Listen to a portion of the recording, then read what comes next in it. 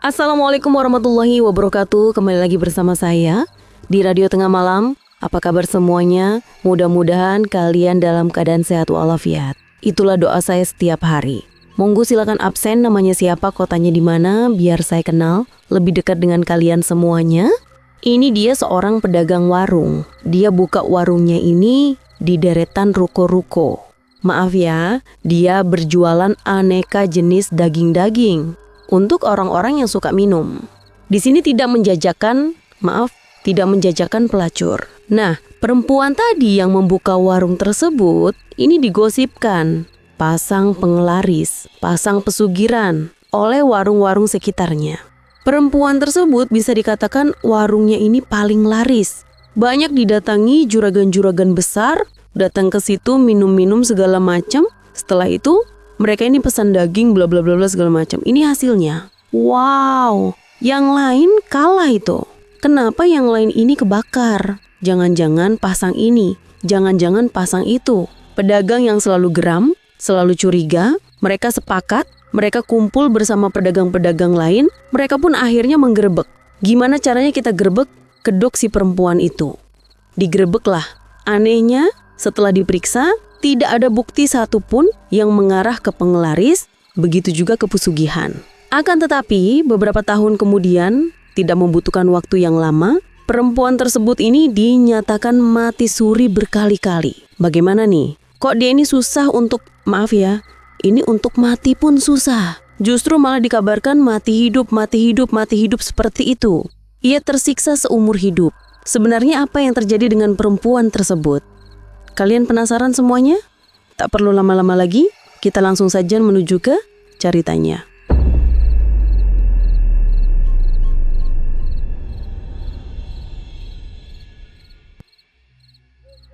Tokoh di sini kita sebut saja namanya Mbak Retno. Ini dia Mbak Retno. Usianya ini 35 tahun. Dia seorang janda. Dia punya keluarga. Mbak Retno ini menyewa ruko untuk ia berusaha dagang. Gitu. Jadi selain warungnya Mbak Retno ini, ada beberapa warung-warung di sekitarnya yang sama persis, menunya ini semua hampir sama. Bahkan mereka ini ketika belanja, ini di orang yang sama.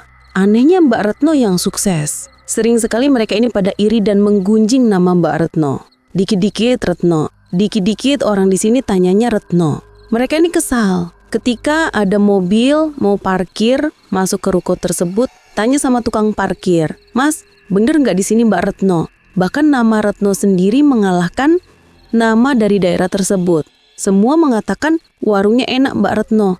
Yang lain ini benar-benar kayak disampingkan. Pada kesal mereka. Mbak Retno sendiri ini punya seorang karyawan. Rewangnya Mbak Retno kita sebut saja namanya Neneng.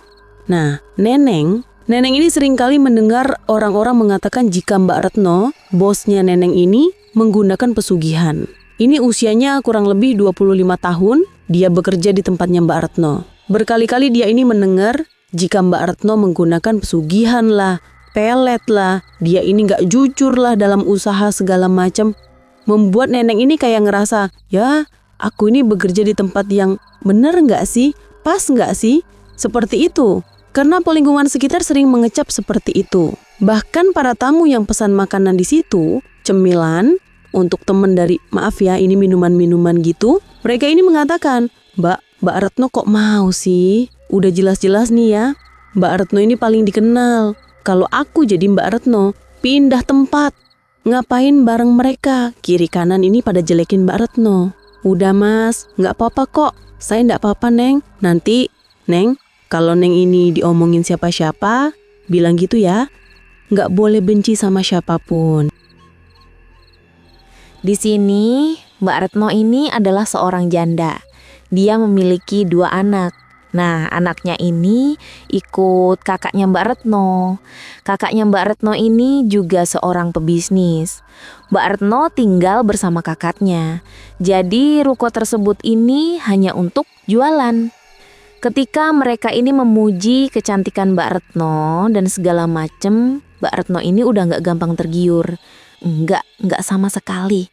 Jadi hanya menghormati saja Neng. Kalau ada yang ngerayu atau apa, Neneng bilang aja, iya gitu aja yo. Mbak Retno pun ini mengatakan kepada Neneng seperti itu.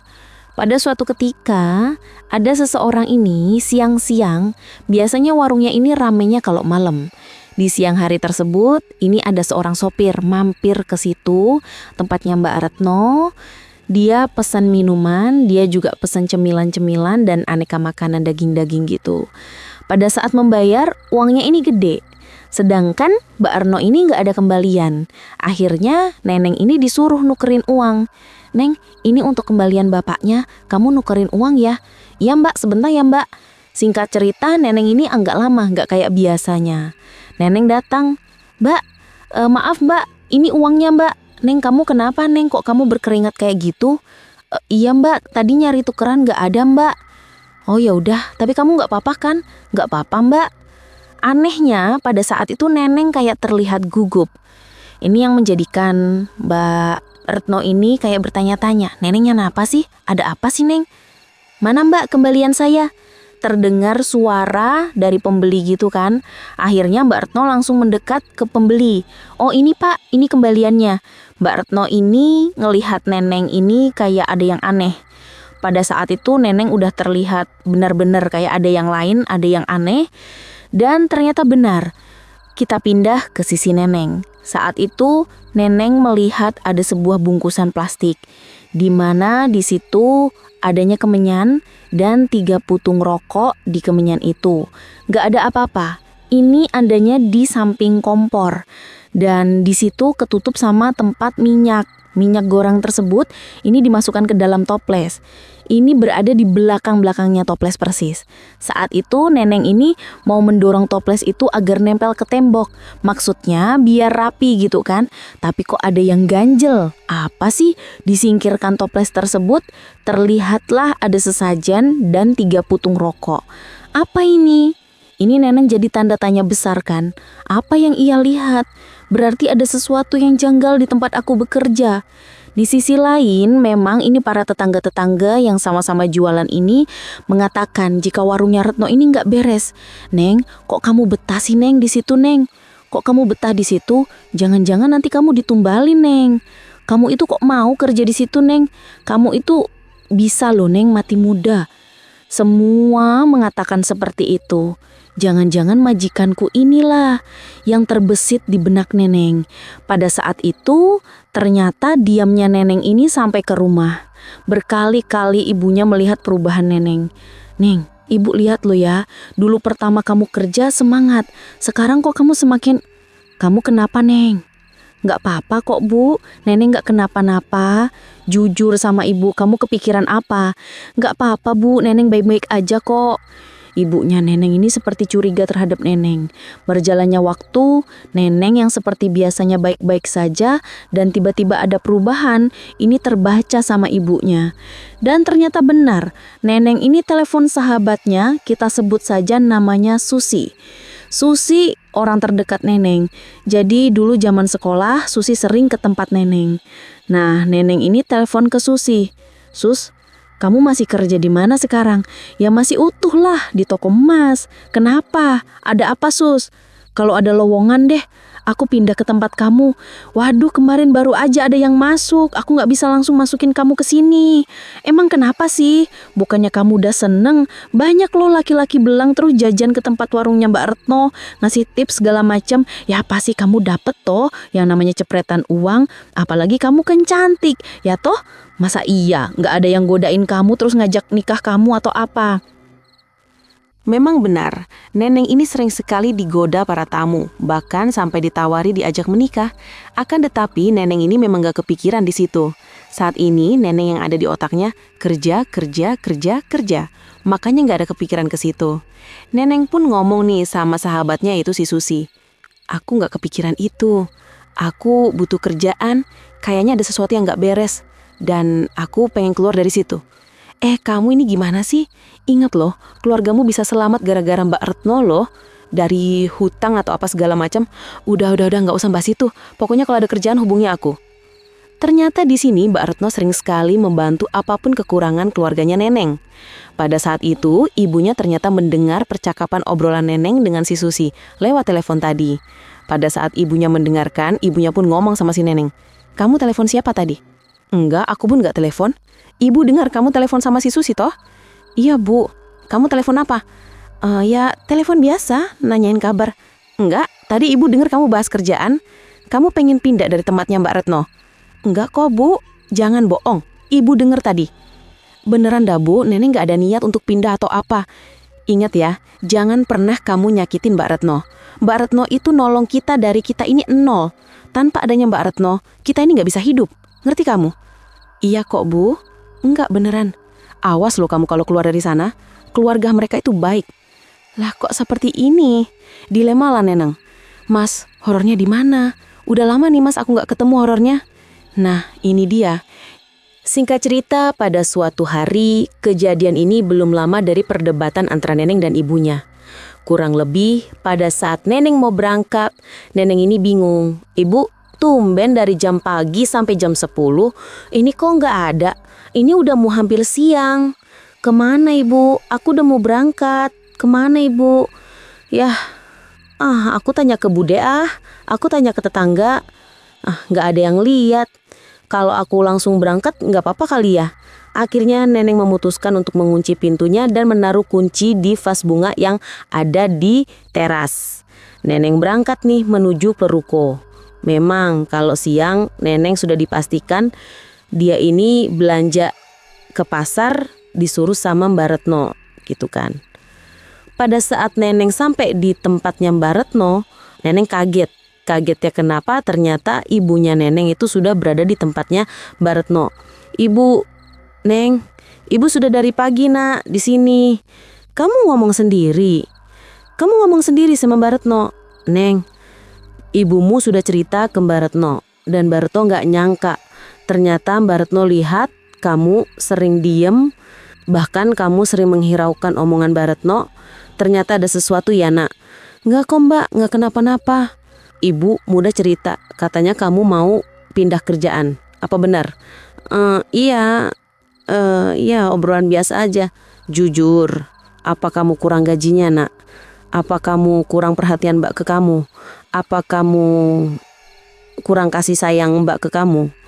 Enggak sih Mbak, bukan itu. Beneran bukan itu. Lalu apa? Enggak kenapa-napa Mbak. Beneran enggak kenapa-napa. Beneran Mbak Retno. Nenek enggak ada kepikiran kenapa-napa. Beneran nak, kamu nggak kenapa-napa. Pernah nggak kamu di sini janggal atau apa segala macam? Nggak Mbak, beneran nggak. Syukurlah kalau gitu Bu.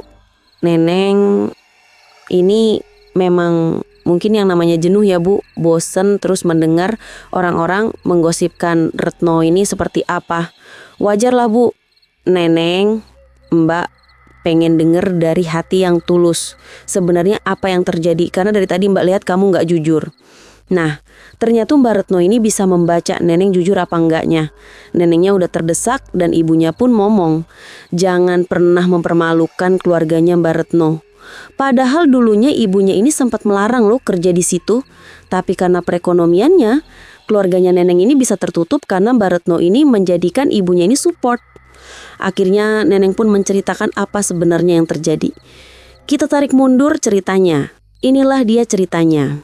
Jadi ini kan sudah lama bahwa rukonya Mbak Retno jualannya ini lebih laris ketimbang ruko-ruko yang lain. Bahkan tempat belanjanya ini sama. Tapi kenapa tempat Mbak Retno ini lebih laris? Ada apa? Saat itu Neneng ini disuruh Mbak Retno karena ada seorang juragan. Dia ini makan di situ, minum di situ. Pas pembayaran, ini uangnya ini gede. Retno, kamu nukerin ini. Kita pindah di sisi lain. Warung yang gak suka dengan warungnya Retno, kita sebut saja namanya Intan. Nah, Intan buka warung dengan suaminya di situ. Bisa dikatakan dulu, wah laris banget, gak kalah saing sama si Retno. Banyak pelanggan yang datang ke situ. Gak tahu kenapa kok bisa-bisanya semua pelanggannya Intan pindah ke Retno. Tak hanya Intan, warung-warung yang lain pun mereka ini punya pelanggan pindah ke warungnya Retno. Ada apa ini? Intan pada saat itu debat dengan suaminya. Intan ini lagi ngitung uang. Kok kayak gini lagi ya mas? Kok kayak gini lagi? Gimana kita mau belanja? Kan aku bilang kamu itu pura-pura jadi apa kek, sahabatku kek atau apa. Gak usah jadi suami orang-orang. Kalau mereka datang ke sini terus mereka tahu kalau kamu suamiku, mereka ini gak mau jajan mas. Loh, kok jadi mas yang dimasalahkan? Ada apa kamu? Kenapa? Ya gitulah. Banyak orang-orang yang taunya aku udah punya suami, terus ya udah mereka ini pindah. Memang rata-rata orang yang jajan ini ngelihatnya background dari si penjualnya dulu. Wah, ini warungnya ini seorang janda nih. Wah, berarti kalau aku kesana terus aku ini menggoda, aman ini. Warungnya Intan sudah terkenal, dia dagang dengan suaminya. Ini yang membuat Intan ini kesel sama suaminya. Ini mas gara-gara kamu. Bukan itu. Kamu sebenarnya keselnya bukan itu. Kamu kesel kenapa? Ada apa? Iya, aku kesel aja. Kenapa warung Retno selalu rame. Setiap aku bilang ada pesugihan lah, ada penglaris lah, kamu selalu belain Retno. Apa jangan-jangan kamu ini suka sama Retno? Ini toh, aku gak mau jadi merembet seperti ini. Kamu sering melihat ada sesuatu hal apa hitam tiba-tiba lewat di depan warung atau apa. Aku menenangin kamu loh. Aku anggap itu adalah bayangan kamu saja. Kamu menuduh aku ini. Padahal aku di rumah, aku nurut, kamu ngatain apa aja. Kebetulan pada saat itu ada juragan yang lagi makan. Kita sebut saja namanya Juragan Wawan. Juragan Wawan ini dia seorang juragan togel. Lagi asik-asiknya makan di situ, ditemenin sama wanita-wanita yang dimana, maaf ya, ini wanita-wanita ini bener-bener kayak wanita bayaran gitu. Juragan Wawan ini kesel nih. Ini lagi makan enak kok pada ribut kalian. Ini ngapain gini loh? Saya mau ngomong bener. Apa yang dikatakan istrinya sampean? Kalau Retno kenapa warungnya rame? Dia pakai pesugihan. Dia ini pakai ilmu gaib. Dia ini pakai penglaris. Makanya kalian ini kalah. Saat itu juga ternyata ributnya mereka ini didengar oleh Neneng. Yang awalnya Neneng hanya mendengar dari kabar burung. Kali ini Neneng mendengar sendiri keributan mereka. Ya ampun, apa benar Mbak Retno seperti ini? Neneng bingung. Neneng pun pulang, nganterin uang dan diserahkan ke Mbak Retno. Mbak Retno mengatakan, kamu kenapa Neng? Kok keringetan seperti itu? Kok kamu lain? Segala macam gitu kan? Neng bilang, nggak apa-apa Mbak mana Mbak? Saya udah mau cepetan. Oh iya mas, ini mas kembalian dari pembayaran ini mas. Tadi ini, jadi sisanya ini. Iya Mbak, ya udah kalau gitu saya langsung permisi. Udah, Neneng kayak ngerasa ada yang aneh nih. Mbak Retno ngapain ya? Berkali-kali Mbak Retno nanya, kamu kenapa? Neneng mengatakan baik-baik saja. Nggak apa-apa Mbak. Kamu masih betah kan kerja di sini? Iya Mbak, nggak kenapa-napa kok. Flashback pun selesai. Saat itu Neneng pun mengatakan, Mbak, itu tadi cerita Neneng. Dan itu yang menjadikan Neneng kebingungan. Mbak udahlah Neng, Mbak kan udah ngomong, biarkan mereka ini berpendapat seperti apa terserah mereka. Yang penting kita ini tidak melakukan apapun. Tuduhan mereka Mbak gak melakukan pesugihan, Mbak gak melakukan biar kita ini laris pakai penglaris, enggak. Udah, nah ibunya Neneng ngomongin Neneng. Neng, udah kita nih udah ditolong sama Mbak Retno dan keluarganya. Gak usah ikut campur, lagian Mbak Retno ini jualan gak pernah mencurangi orang. Udah, iya Bu. Setelah itu ibunya pun pamit. Retno, ibu pamit dulu. Maafin kalau Neneng ini di sini kerepotin atau apa, bikin ulah atau bikin gaduh. Enggak apa-apa Bu, ibu hati-hati ya Bu. Ibunya Neneng pamit. Pulang dia. Udah. Singkat cerita, setelah kejadian itu tadi, Neneng sudah menceritakan apa yang dialami Neneng. Di sini ada keanehan. Keanehannya apa? Semakin hari, ya, ini berjalannya waktu, Neneng ini sering menemukan benda-benda yang menurut Neneng ini nggak masuk akal. Lah, kok ada bunga-bunga? Lah, kok ada putung rokok yang dimasukkan ke dalam kain? Dan itu sering ditemukan oleh Neneng. Putung-putung rokok dan rata-rata rokoknya ini kretek. Ini benar-benar kayak tertata rapi. Beberapa putung kayak udah diisap tapi ditata rapi di samping-samping bunga yang ditemuin oleh si Neneng. Hingga pada akhirnya si Neneng kebingungan kan. Dia diam. Jadi pertanyaan sama si Retno, ada apa lagi Neng? Jujurlah si neneng, Mbak aku nemuin kayak gini. Dan sering sekali aku kebingungan untuk gimana caranya untuk cerita sama Mbak. Terpaksa aku hanya membuang-buang saja. Ya ampun, berarti ada yang gak beres dengan kita, Neng. Memang dapur mereka, tempat mereka ini masak atau apa segala macam, banyak kok. Siapa saja ini masuk sampai ke dapur Retno tidak bermasalah. Tidak pernah yang namanya melarang ada tamu ke situ. Mbak numpang ke toilet ya enggak pernah yang namanya ngelarang. Jangan Mas, enggak, membiarkan saja. Akan tetapi si Neneng menemukan hal seperti itu. Ini yang menjadikan akhirnya si Neneng ini cerita. Karena dipres terus kan sama Mbak Retno. Ada apa cerita. Hingga pada akhirnya Retno ini geram. Mendengar keterangan dari si Neneng, ia langsung mendatangi warung-warung yang mencurigai. Mereka melakukan pesugihan. Datang ke warung sebelah. Mbak, emang aku ngomong seperti ini? Mbak, emang aku seperti ini, Bang? Nah, warung-warung kayak nggak terima. Gaduh lah yang paling rame di tempatnya Intan. Mbak Intan, emang aku seperti ini? Aku emang... Wah, gaduh lah di situ. Iya, kamu gini. Nah, para tukang parkir begitu juga, orang-orang yang pada jajan segala macam membuat mereka ini bereaksi juga. Ada apa ini? Sabar. Udah. Mbak Retno ini nggak terima, dirinya dituduh. Kalau kalian nggak percaya, silahkan geledah warung saya. Para pedagang yang ada di ruko tersebut, ya nggak cuma satu nih, nggak cuma Retno. Mereka juga menjajakan makanan yang sama, minuman segala macam, cemilan apa-apa segala macam sama. Tapi kenapa warungnya Mbak Retno lebih ramai? Kok bisa mereka menuduh jika Mbak Retno melakukan pesugihan, penglaris segala macam? Setelah mereka ini menggeledah nggak ada bukti. Lalu apa yang terjadi sebenarnya? Akan tetapi di sini kenapa Neneng menemukan hal-hal yang memang benar-benar di sini mencurigakan? Singkat cerita, beberapa hari kemudian, Mbak Retno ngomong sama Neneng. Neng, Mbak udah minta tolong sama seseorang. Intinya, ada yang gak suka sama kita. Jadi apapun yang terjadi, kamu harus waspada. Nanti kalau ada orang yang memang tidak suka sama kita harus amati. Ya udah Mbak, Neneng manut aja Mbak. Gini aja, nanti malam kita amati bareng-bareng. Siapapun yang berbuat jahat sama kita, kamu curiga, dah kamu ngomong sama Mbak. Atau kalau ada yang menurut kamu gak pas, hilangkan. Disuruh Mbak Retno seperti itu, Mbak Retno ini mengatakan, nanti malam kamu tidur sini. Udah kalau mau sampai subuh kayak apa, temenin Mbak. Iya Mbak, mereka ngamati dari kejauhan, memang bener. Banyak yang bolak-balik ya kan? Ini warung-warung yang lain, para pedagangnya, para suaminya.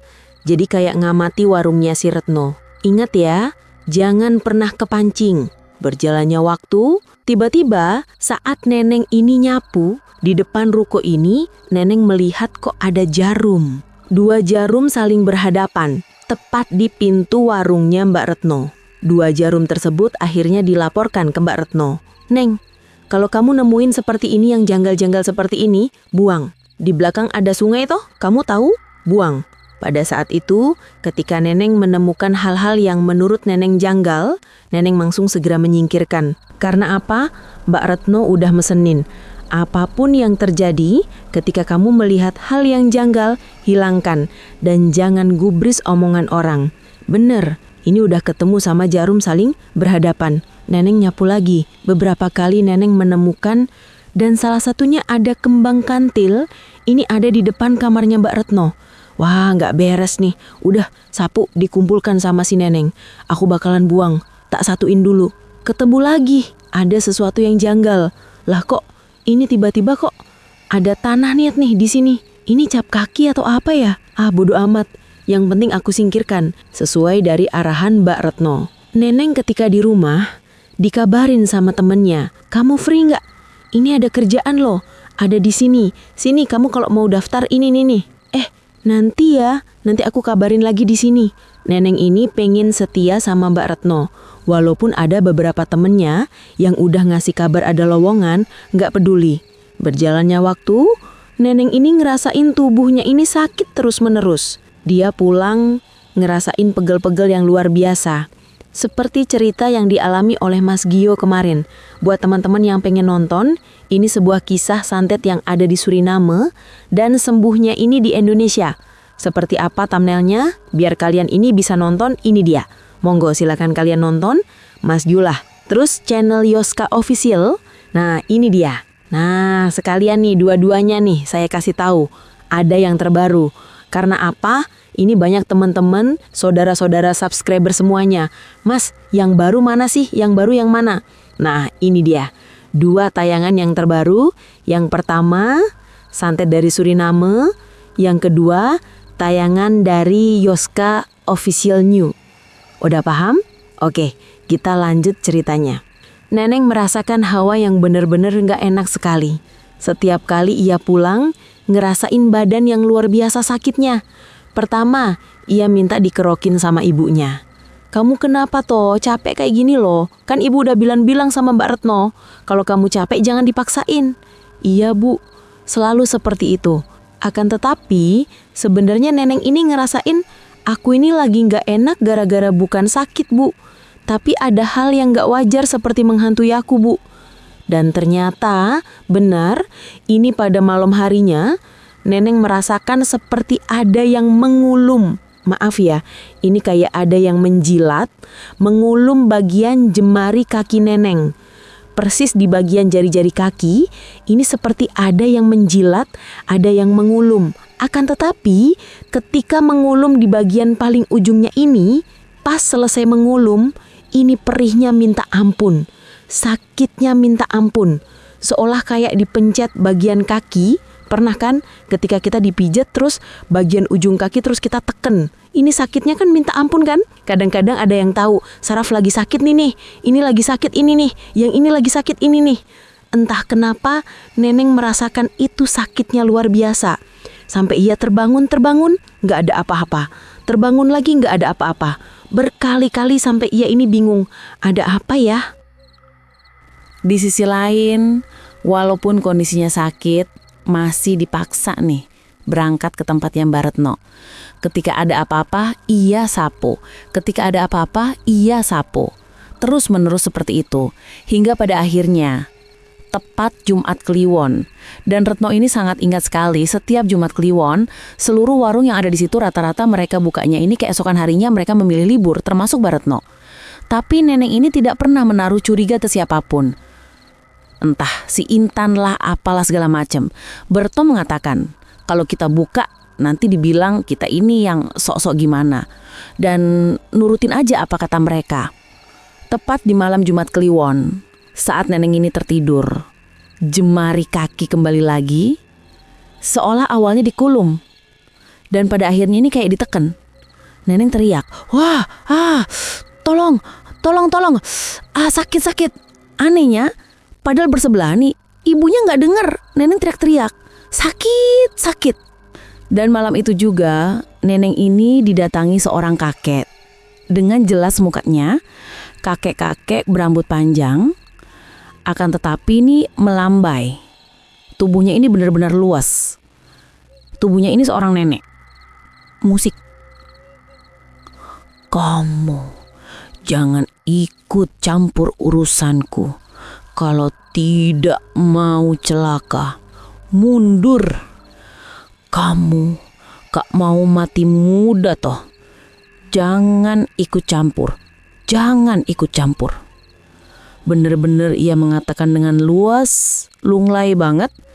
Padahal di situ neneng melihat kalau itu laki-laki. Akan tetapi badannya ini seorang nenek-nenek perempuan. Neneng pun terbangun. Siapa ya? Barulah ibunya neneng masuk. Ono opo neng? Ada apa neng? Bu, tadi ibu masuk ke kamar enggak? Enggak. Kamu kenapa? Ngagitin aja kamu. Enggak apa bu. Ternyata ini setiap hari, keesokan harinya lagi, mengakibatkan neneng akhirnya jatuh sakit. Yang tidak bisa membuat neneng ini bekerja. Neneng dipastikan ini benar-benar harus istirahat total. Ibunya sampai bingung.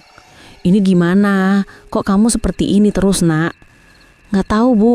Ibu gak tahu kenapa tubuh neneng ini sakit. Benar-benar sakit. Anehnya, kalian pernah merasakan kesemutan? Dari kiriman cerita, ia merasakan kesemutan sekujur tubuh. Bayangin, kesemutan di bagian kaki aja rasanya udah gak karuan. Sekujur tubuh kesemutan. Dan yang paling parah di bagian kepala. Dan yang paling menyakitkan ketika Neneng ini mau makan, ini di bagian leher kesemutan. Bayangin, kayak ngerasa bener-bener tersiksa. Di bagian tangan kesemutan aja sakitnya luar biasa. Bayangin di kepala. Wah, bener-bener ngesiksa banget. Habis itu di bagian leher. Ya ampun, kenapa ya Bu? Kenapa buat nelan sakit banget Bu? Ternyata sakitnya Neneng ini sampai berhari-hari. Singkat cerita, saat itu juga Neneng ini kan udah pernah ngomong sama ibunya, Bu, kalau ada temen atau apa suruh mampir ke tempatnya Mbak Retno, suruh ngomong kalau aku ini gak bisa berangkat gitu kan. Ibunya udah mesenin siapapun yang lewat ke tempatnya Mbak Retno. Karena ibunya sendiri mengatakan, ibu ke tempatnya Mbak Retno kok tutup yo. Tapi gak tahu kata orang-orang, ya memang dia lagi ke pasar. Ibu pulang lagi hingga pada akhirnya Neneng dibawa berobat. Saat itu ada pasien yang memang sama-sama sakit gitu, sama-sama berobat di situ. Ternyata ini seorang anak kecil, Pak, mbaknya sakit kok kesini ya Pak? Mbak, nah nggak tahu ini indigo atau gimana. Jadi anak kecil ini kayak ngerasa mbaknya ini sakit, kenapa harus di sini? Sakitnya mbak ini berobatnya bukan di sini gitu. Seolah-olah ini sakitnya mbak nggak wajar gitu. Akan tetapi, kata anak kecil itu tadi mengatakan, Pak, mbaknya sakit tapi kok kesini ya? Hanya seperti itu. Nenek nggak tahu. Semua yang ada di situ juga nggak tahu. Kamu nggak boleh ngomong seperti itu. Bapaknya ngomong seperti itu. Nah, akhirnya bapaknya ini nyamperin, ngomongin sama ibunya Neneng, Bu, anak ibu sepertinya ada sesuatu hal yang harus diselesaikan, Bu. Soalnya anak saya ini, ya maaf ya Bu kalau ganggu, dia ini seperti ini. Oh gitu ya. Nenek langsung mendekat ke adik itu. Dek, apa yang adik lihat sama mbak, Dek? Apa yang adik lihat? Adik kecil itu mengatakan, Mbak pulang aja udah Mbak, jangan di sini. Saat itu juga setelah diperiksa, benar apa kata adik itu tadi, dokter tidak menemukan penyakit apapun. Aman kok. Neneng pun pulang. Singkat cerita, ibunya Neneng ini nyari pengobatan alternatif seorang kiai dan memberikan air. Neneng pun diminumkan air dan Neneng sembuh. Kita sebut aja Pak Kiai Kusnan. Nah, Pak Kiai Kusnan ini mengatakan jika Neneng ini harus memperbanyak ibadahnya. Walaupun Neneng ini sesibuk apapun, sempatkan untuk beribadah. Neneng ini bekerja di tempat yang memang sudah jelas di situ banyak godaan. Dan benar, berapa kali Neneng ini mau diajak nikah atau apa segala macam, dirayu sama para tamu. Walaupun Neneng ini nggak mau, walaupun Neneng ini menolak, ternyata penolakan itu juga sama saja seperti menantang mereka ketika mereka ini punya sesuatu hal yang goib. Contoh, misal jimat atau apa segala macam. Dia ngerasa ditolak sama Neneng.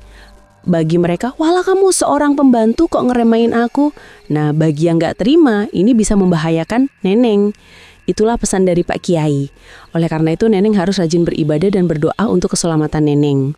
Semenjak ditangani sama Pak Kiai, alhamdulillah nih Neneng sembuh. Akan tetapi ketika Neneng ini berangkat ke tempatnya Mbak Retno, loh kok warungnya Mbak Retno udah tutup dan di situ terlihat banyak debu di meja-meja depan ruko.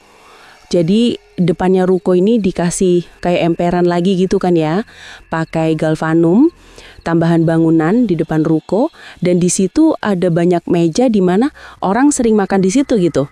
Akan tetapi ini mejanya ini berdebu, bener-bener kayak terlihat nggak keurus ini warung. Saat Neneng di situ berdiri, ya ini orang-orang pada ngomong, udah itu nggak bakalan buka lagi, majikanmu itu tahu udah kena azabnya. Neneng bingung. Kena azabnya. Neneng akhirnya langsung menuju ke rumahnya Mbak Retno. Sesampainya di tempatnya Mbak Retno, ternyata Mbak Retno ini dalam kondisi yang memang benar-benar di luar nalar, di luar prediksinya Neneng. Mbak Retno ini dalam kondisi yang lemah, letih, kritis, bahkan bisa dikatakan ini, untuk sembuhnya sulit. Mbak Retno ini udah parah banget, kurus, kering. Sakit apa Mbak Retno saat itu? Dengan terbata-bata, dengan sisa tenaga yang benar-benar tipis, ketika Mbak Retno ketemu Neneng yang juga kaget, kenapa nggak ada kabar seperti ini sampai ke rumahku? Ternyata memang nggak ada yang menyebarkan kabar sakitnya Mbak Retno. Keluarga sengaja menutup ini. Mbak Retno hanya mengatakan, Neng, kalau aku ada salah, aku minta maaf. Singkat cerita, karena memang Neneng gak tega, Neneng pun ini diajak ngomong sama pihak keluarga gitu kan. Neng, ini kan Retno gak jualan lagi. Kalau kamu memang mau pindah kerja atau apa, monggo silahkan Neng. Ada pesan-pesan gak sih Neng dulu pas sakit atau apa sebelum sakit, apa gimana, apa-apa. Saya gak ngerti, justru saya baru tahu kalau Mbak Retno sakit. Oh ya wes ya. Wes, kalau kamu ini mau kerja dimanapun monggo silakan, kata salah satu saudara dari Mbak Retno. Udah kalau kamu mau pindah kerja. Neneng pun menuruti kan, karena memang wah bosnya aku aja udah sakit-sakitan. Akan tetapi Neneng di sini penasaran sakitnya ini apa. Ketika Neneng sampai rumah ngomong sama ibunya, Mbak Retno sakit Bu, seperti ini. Loh kok bisa? Ada apaan Dok? Nggak ngerti Bu. Ya udah nanti Bu kesana. Ibunya Neneng akhirnya pun datang ke sana. Neneng pun akhirnya nyari kerjaan. Setelah mendapatkan pekerjaan, ia diterima di salah satu toko emas. Ini rekomendasi dari temannya. Kita sebut saja pemilik toko emas itu namanya Cimelin. Neng, nanti kamu kayak gini-gini bisa kan? Bisa kan? Iya Bu, saya soalnya dulu kan di bagian masak ya Bu. Kalau kayak gini masih canggung. Kira-kira kalau ada salah-salah atau apa segala macam, ingetin saya Bu. Iya Neng, iya ya. Ya Neneng kerja di situ, rekomendasi dari temannya yang biasa Neneng telepon. Neneng bekerja di situ memang bener-bener ya, karena dia biasanya di bagian dapur dan keluarga besar dari Cimelin ini suka masakannya si Neneng, membuat Neneng ini justru malah diberangkatkan ke keluarganya Cimelin. Neng, kamu kayaknya gak pas deh jaga toko emas kayak gini, gak pas deh. Hah? Kenapa ya Ci? Gini aja, kamu pergi ke Surabaya. Kok jauh banget yo Ci? Gak apa-apa, nanti gajinya tak lebihin. Masakan kamu ini cocok banget sama lidahnya mamahku. Kamu kerja di sana, kamu ngomong dulu sama ibumu. Pamit dulu. Nanti gajinya tak lipatkan. Kamu pengennya apa-apa segala macam tak cukupi. Kamu itu orang baik loh. Neneng akhirnya ngomong sama ibunya. Walaupun dengan berat hati karena tidak ada pilihan lain, gak ada kerjaan lain, ibunya mengiyakan, membuat Neneng berangkat ke Surabaya. Jauh lagi nih di Surabaya, Neneng ini mengurus beberapa orang tua dari keluarga Cimelin. Ada ibu bapaknya Cimelin, sudah sepuh, budenya di situ. Jadi mereka ini kayak punya satu rumah di situ. Semua orang tua, semua ada yang rawat juga. Akan tetapi Neneng diberangkatkan ke situlah, jauh nih dari prediksi aku. Akan tetapi gajinya besar. Ini yang membuat Neneng semangat. Di sini kayak nggak munafik bagi Neneng. Aku butuh uang dan di sini kerjanya memang ya aku bisa, aku mumpuni. Daripada ketika aku jualan emas, aku nggak bisa jualan emas. Aku nggak bisa walaupun dekat dari rumah, gajinya sekian tapi bukan pakarnya aku ini. Gitu. Pada saat disuruh menjaga orang tuanya Cimelin, keluarga besarnya Cimelin yang memang udah sepuh semua di situ, Neneng mumpuni. Malah masakan dari tangannya Neneng, entah itu gara-gara Neneng ini udah ikut Mbak Retno kali ya, jadi membuat Neneng ini sangat mudah untuk menyajikan masakan-masakan yang mereka inginkan. Singkat cerita, Neneng mendapatkan kabar dari salah satu keluarganya Mbak Retno dari telepon ini. Neng, kamu lagi apa? Gimana kabarnya? Baik Pak. Mbak Retno udah gak ada Neng. Neneng kaget, saat itu sedang masak. Mendengar kabar itu Neneng bingung, mau pulang jauh, belum dapat jatah libur. Aku mau ngabarin aja ya kalau Mbak Retno udah gak ada, Mbak Retno udah meninggal. Neneng shock di situ, bahkan banyak karyawan yang di situ menanyakan, Neneng ada apa, Neng ada apa? Neneng menjelaskan bahwa majikannya yang dulu ini meninggal dunia. Mereka ikut belasungkawa, mereka ikut bergabung. Sabar yo Neng. Iya Bu, iya Mbak, iya. Hingga pada akhirnya berjalannya waktu ini udah berapa tahun ini Neneng di Surabaya gak ketemu ibunya. Akhirnya tibalah jadwal liburnya Neneng. Cik Melin mengatakan kamu udah bisa libur ya, nanti kamu digantikan sementara tapi nanti balik lagi. Iya Cik, gitu kan. Neneng pun pulang, ketemu ibunya, Neneng senang. Nggak tahu kenapa, ada sesuatu hal yang aneh. Firasat Neneng ini ngerasa ada yang aneh. Nak, kamu kenapa nak? Ketemu ibu kok seperti ini? Nggak tahu ya bu, Neneng ini dari kemarin mimpi nggak enak. Berapa kali Neneng mimpi kayak ada sesuatu hal yang mau datang kepada Neneng. Ibu tahu kan bu kalau Mbak Retno udah nggak ada? Iya, tapi ibu nggak sempat kesana, ibu ini sempat sakit. Nah loh, ibu kok nggak ngomong? Ternyata ibunya Neneng sempat sakit juga. Itu kenapa nggak datang di pemakamannya Retno. Karena memang liburnya Neneng ini nggak lama, menjadikan Neneng ini harus lekas berangkat. Pada saat Neneng ini mau berangkat, udah nyiapin segala macam, tiba-tiba ada pesan masuk dari nomor yang memang ini Neneng kenal. Nomor saudaranya Mbak Retno. Neng, tolong Neng kamu ke rumah sekarang, tolong. Aku dari kemarin hubungin kamu gak aktif. Memang, berapa hari nomornya Neneng gak aktif karena apa? Neneng menginginkan liburan bener-bener tanpa beban. Aku pengen ketemu ibuku, aku pengen ketemu seluruh saudara-saudaraku, aku pengen ketemu tetangga, aku pengen main, aku gak mau terganggu. Ketika mau berangkat, pas aktifkan, ini ada pesan masuk yang bener-bener kayak kerodit. Kayak bener-bener ini pesan yang sangat penting. Lah ada apa ini? Ini perasaan kayaknya bener-bener keluarganya Mbak Retno dan menginginkan aku datang ke sana. Neneng pun ngomong sama ibunya, Bu, ini keluarganya Mbak Retno nyuruh aku ke sana dan anehnya Bu, ini ada pesan kayak gini. Akhirnya Neneng nelpon balik. Itu diangkatlah sama keluarganya Mbak Retno. Kita sebut saja namanya Mas Roni gitu. Keluarga dari Neneng akan tetapi keluarga jauh. Mas Roni ini udah pernah mendapatkan nomor Neneng dulu itu gitu. Jadi Neneng nelpon ke Mas Roni. Halo Mas, ini Mas Roni kan ya? Iya Neng, aku Mas Roni Neng. Neng bisa gak Neng ke rumah sekarang? Retno Neng. Mbak Retno maksudnya Mas. Retno Neng, dia manggil-manggil nama kamu Neng. Dia pengen ketemu sama kamu.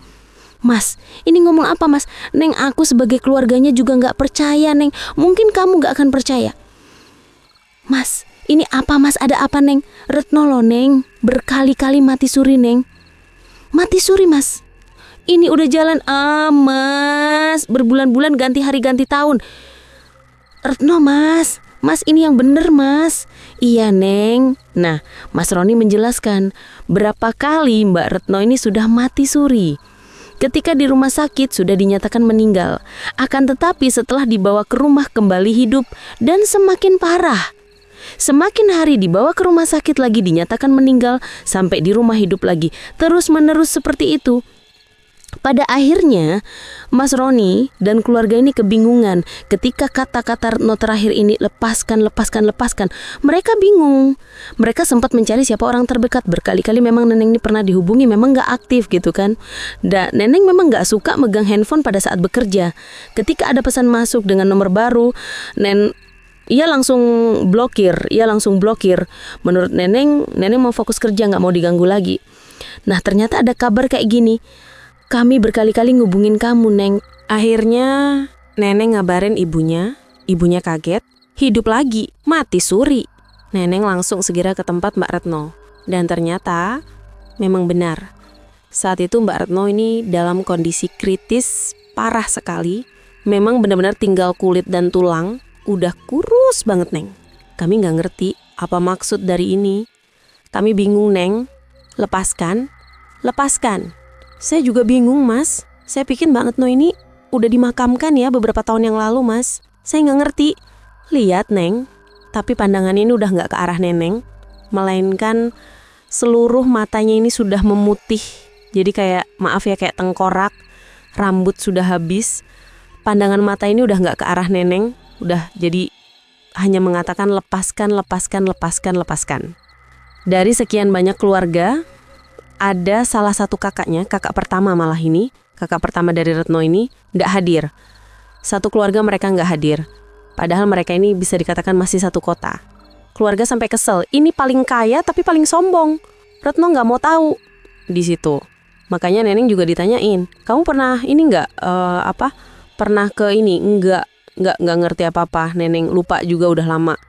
Hingga pada akhirnya Neneng ini gak boleh pergi kemanapun. Kamu sini dulu. Kami akan manggilin kiai. Dipanggilkan seorang kiai. Tak lama kemudian setelah ditanganin kiai, barulah kiai tersebut mengatakan, ini hubungannya sama karyawan yang dulu. Ada yang nggak benar? Ternyata benar, tepat. Prediksi dari kakak-kakaknya, prediksi dari saudaranya Retno, prediksi dari semua yang ada di situ, ini ada hubungannya dari orang terdekat. Orang terdekatnya Retno siapa? Retno dekat dengan kakaknya yang pertama. Kedua, Retno dekat dengan karyawannya, yaitu si Neneng.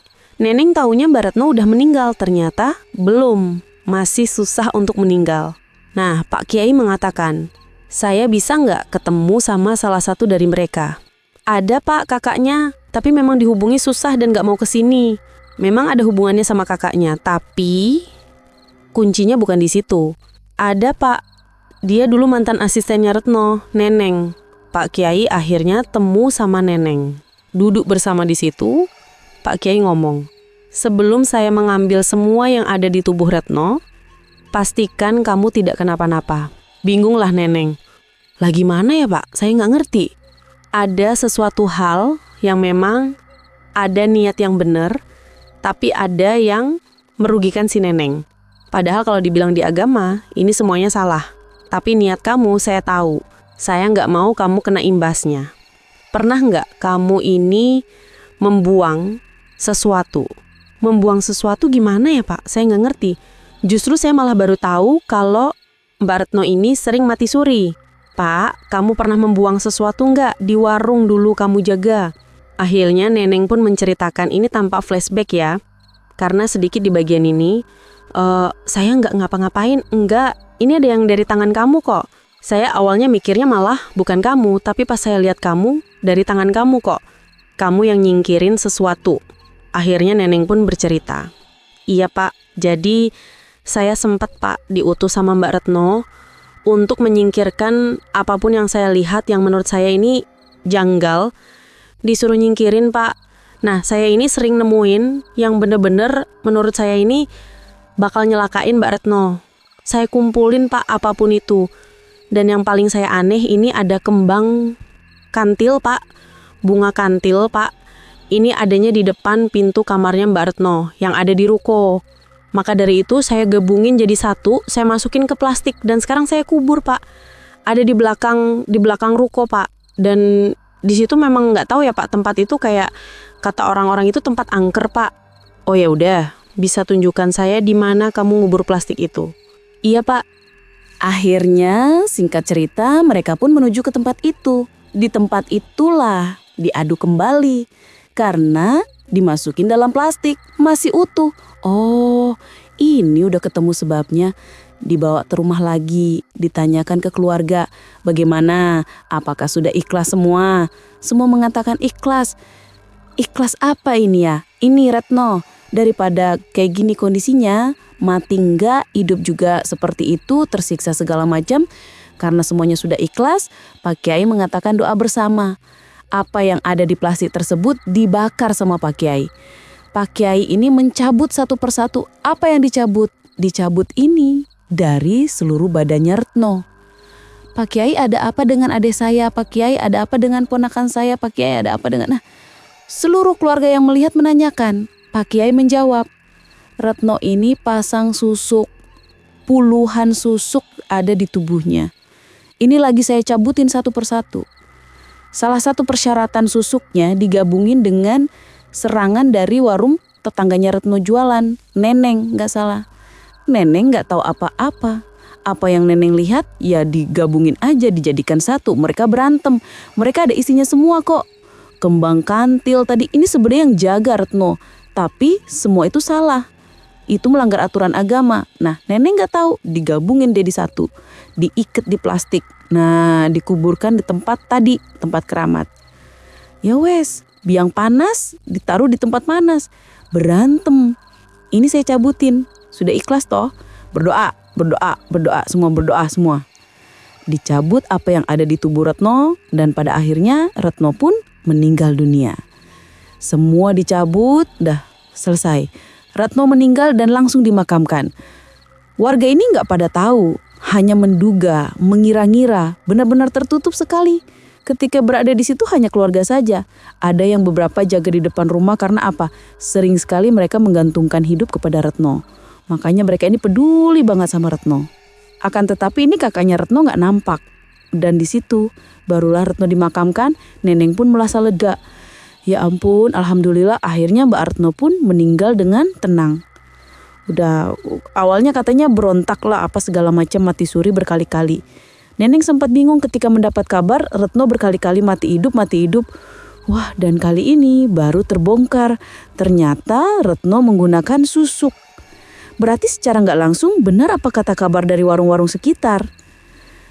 Singkat cerita, setelah semuanya udah beres gitu kan ya, Neneng juga nggak mau tahu kakaknya Mbak Retno ini gimana ya kan, nggak mau tahu. Padahal Neneng tahu sebenarnya kakaknya Mbak Retno ini sering sekali ngajak pergi.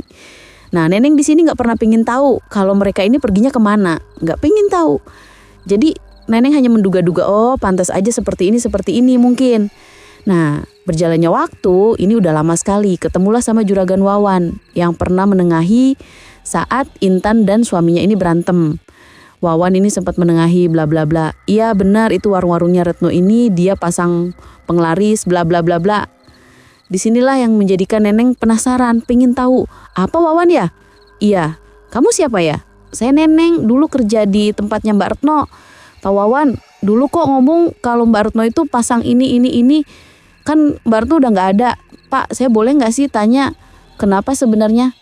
Alah, gak usah lah, masa iya kamu gak ngerti? Saya paham malah kayak gitu, tahu saya. Karena di sini Neneng ini pingin tahu, pingin ngerti kenapa sih, ada apa. Wawan pun akhirnya menceritakan, bosmu itu, majikanmu itu dulu pernah menghina saya. Saya tahu kalau dia ini pasang susuk banyak. Sebelum pasang susuk, ini sebenarnya sempat jalan sama saya. Dia pengen menjalin hubungan sama saya. Saya sudah menerima dia apa adanya, bahkan sampai anaknya, tapi anaknya malah dititipin ke saudara. Dia ini kan janda, tapi menghina saya. Saya tahu kalau dia ini pakai ini. Saya sempat ingetin, kalau kamu kayak gini terus kacau. Nah, kok malah dia nyerang saya lewat dukunnya dia. Ya udah, saya nggak mau lagi mampir di situ. Makanya saya ini datangnya ke tempat Intan. Saya tahu dia bakalan kenapa-napa. Karena seperti itu, ini gak bakal abadi. Saya tahu kok Al seperti itu. Wawan menjawab pertanyaan Neneng. Ya iya, karena ini udah meninggal, ya udahlah. Kamu tertarik pasang susu kayak gitu, biar matinya susah? Enggak Pak, terima kasih. Dan cerita pun selesai.